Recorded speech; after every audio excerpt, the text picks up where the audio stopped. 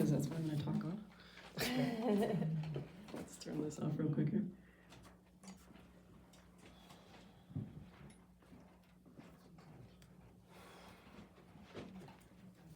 The challenges of double duty. Yep. Good morning. Good morning. Let me find my talk here. Good morning. Okay. Happy Sunday to everybody.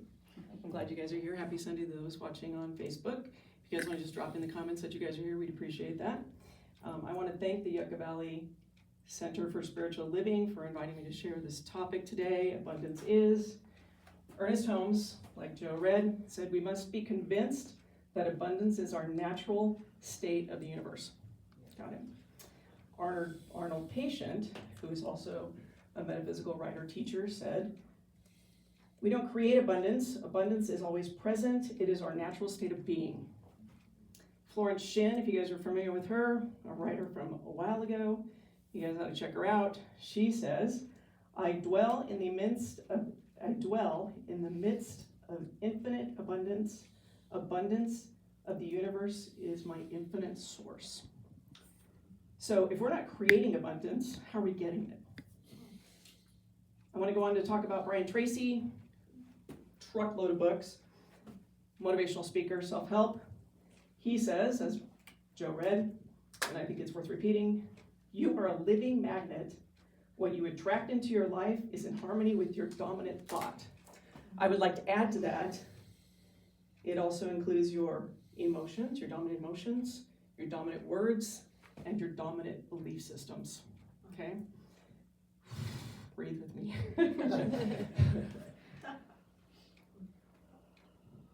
Are you guys familiar with Madame Helena Blavatsky?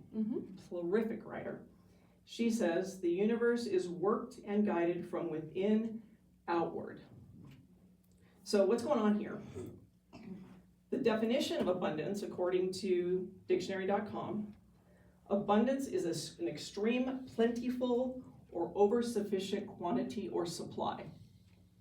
Okay? So basically abundance is a lot of stuff, right? Perfect. So when we think of abundance, typically we think of good stuff, right? But the definition doesn't say good stuff. The definition says a lot of stuff.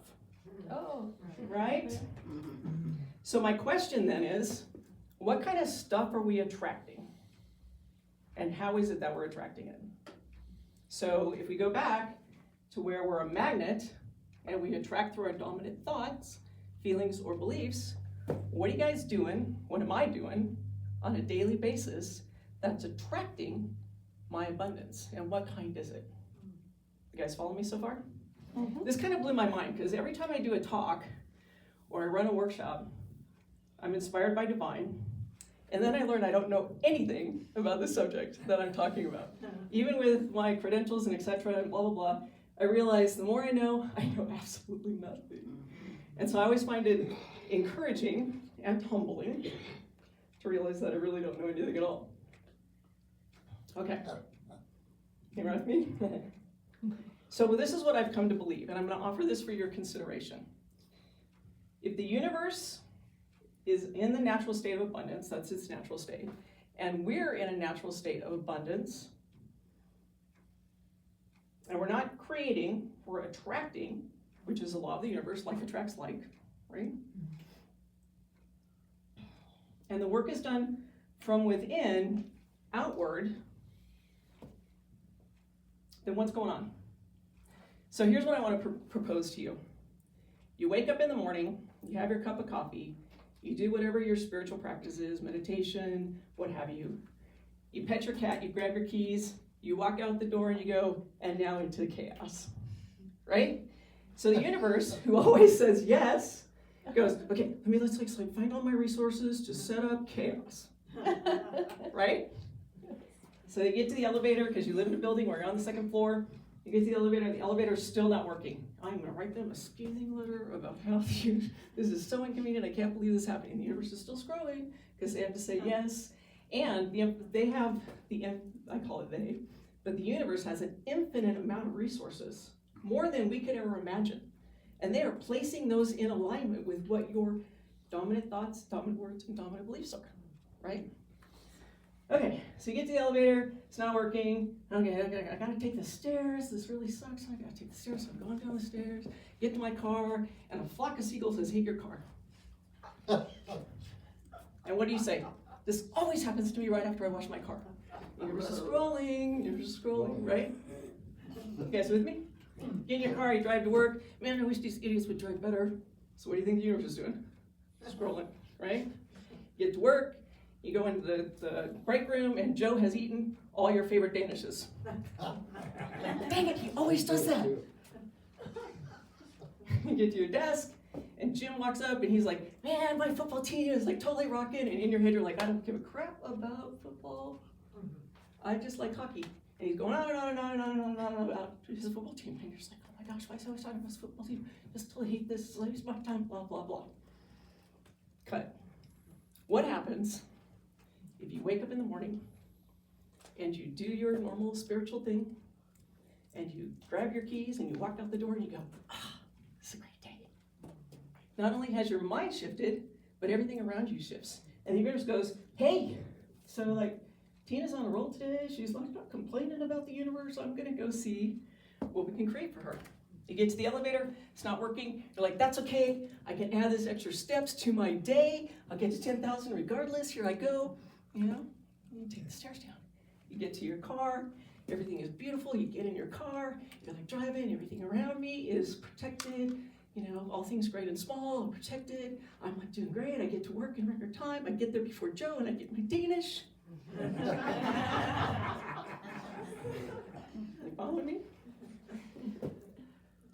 Jim walks up, he starts talking about his football team, and in your head, you say, "I'm so glad he's talking about his football team. Look at the joy in his face. I'm so grateful that I can be his friend, and I can share this experience with him." Right? And then you say, "That's awesome, but what about those Firebirds? What about that hockey team that's killing it?" And Joe realizes, Jim and Joe, same base, realizes, Tina likes hockey. So the next time Jim comes up to you and says, "Oh, my team, blah, blah, blah, blah, blah, blah. Hey, I got hockey tickets." What? Crazy, right? So what I propose to you is that you really need to pay attention to what you're thinking, what you're saying, and what you're believing. It's not about creating it, it's about drawing it to you. It's about asking for it to come right at you, because it will, good or bad, based on what you say. So are you getting a lot of abundance, like, if I didn't have bad luck, I'd have no luck at all? Or are you getting a lot of abundance, like, I'm creating this day because I believe I deserve the best every single minute? Can you hear an amen? Amen. Are you guys out there? Yes. Awesome. So does this make sense to you guys? Sure. Do you understand how if you are talking about how terrible things are going to be, you've set it up?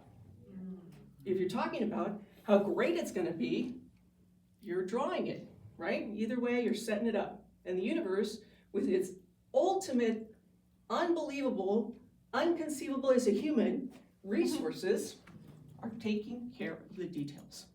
They're making it happen for you. Yeah. Right? Okay. How much time do I have left? Plenty. Plenty. All right. 12 minutes left. 12 minutes left. Ooh. Holy smokes, that went a lot faster than I thought. 11. Okay, so just to give you an idea of how this works in the world, do you mind helping me, Joe? Uh-oh. You don't have to. It's an easy thing. It's not going to be that big a deal. Come on up here. So I'm going to have you say a couple of things, make a couple of statements, and when we do this, we're going to muscle test you. And this is just how it reacts on your body physically, okay? So I'm going to step over to this side. You step over here because I want you to be in the middle. That way people aren't staring at me because I'm already nervous. Okay, so what I'm going to do is I'm going to do a series of muscle tests with Joe. And the muscle testing is it's like kinesiology, very much similar to like acupuncture or acupuncture in terms of correcting the body. Okay, so what we're going to do is I'm going to have you hold your arm out to your side, straight as you can.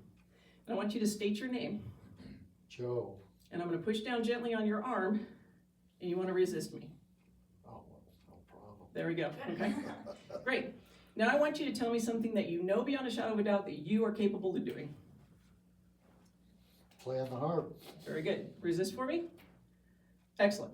Now I want you to tell me something that you believe you cannot do. Really? We'll fix it. We'll fix it. Just something, just out of the blue. Something out of the blue. I set you up, I'm sorry, but go ahead. Oh, how about playing one of those? No, I could probably do that. Playing saxophone. Okay, so you cannot play saxophone? I cannot play saxophone. Say that for me. I cannot play saxophone. Okay, now I want you to resist. Ready? Okay. Wow. Wow. Did you guys see that? Yeah. You see what I can't does to the body? Relax your arm for a second. I tried. Wow. Was that hard to hold your arm when I just pressed lightly like that?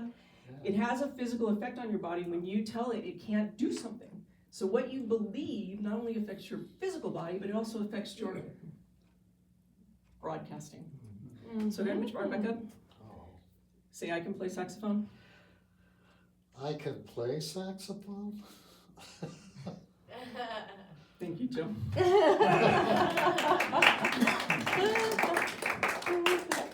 So we can talk about belief systems and how they affect you, because that's kind of something that's, are you okay, Joe? Yes. I owe you coffee. And how that really affects you, because those are deep-seated things, but that's another talk, another lecture, another class. But in the meantime, what I want you guys to focus on is what kind of reality are you creating? What kind of abundance are you drawing to you? And how are you affecting that with your words, your thoughts, your feelings, and what you believe? Okay? Excellent. I want to thank you guys for your time and attention. I'm going to wrap up a little early so Joe can play some more music. And thank you very much. I'm going to buy you a sax. That was awesome.